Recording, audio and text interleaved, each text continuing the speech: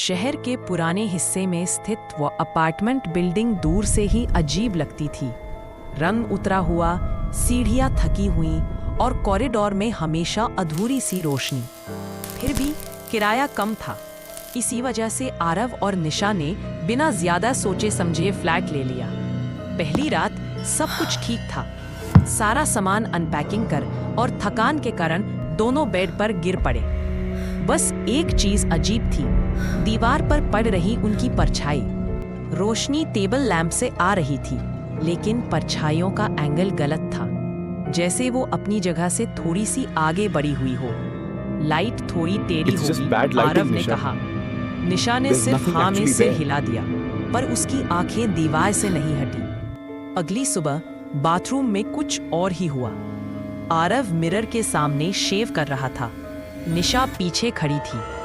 जैसे ही उसने अपना हाथ उठाया, मिरर में उसकी परछाई ने एक पल पहले हाथ उठा लिया। आरव रुक गया। तुमने देखा? उसने पूछा। निशा का चेहरा सफेद पड़ गया। हाँ, उस दिन दोनों चुप रहे।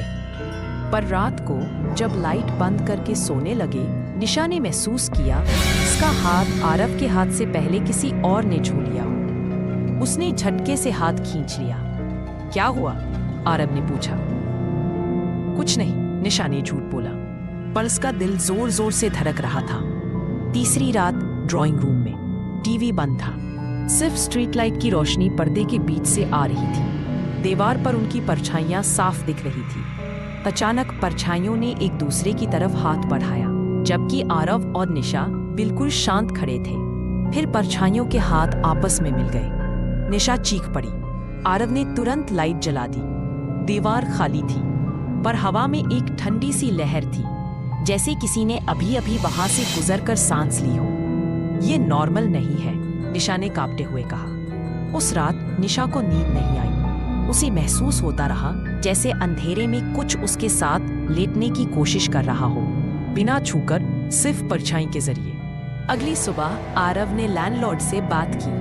बूढ़ा आदमी था, आंखें गहरी और आवाज सूखी हुई। इस फ्लैट का पहले का किराएदार? आरव ने पूछा। लैंडलॉर्ड ने पल भर के लिए नजर झुका ली। एक कपल था, बहुत खामोश, अचानक चले गए। कब? जब उनकी परछाइयां उनसे ज्यादा पास आ गई थी। आरव हंस दिया, पर हंसी अधूरी रह गई। बूढ़ा आदमी बिल्कुल सीरियस था। उस रात निशा ने बाथरूम के दरवाजे के नीचे से 2 परछाइयां देखी, जबकि अंदर सिर्फ वो अकेली थी।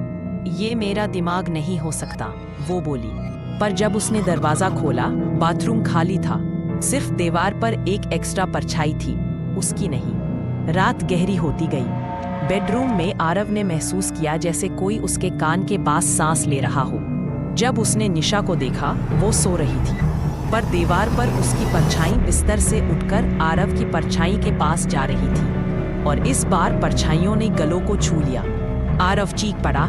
लाइट जली, सब नॉर्मल, पर निशा उठ बैठी। मुझे लगता है ये घर हमें कॉपी कर रहा है। याद है? निशा ने धीरे से कहा। पहले छूना परछाई करती है, फिर हम। उस रात आधी रात के बाद फ्लैट में लाइट अपने आप बंद हो गई।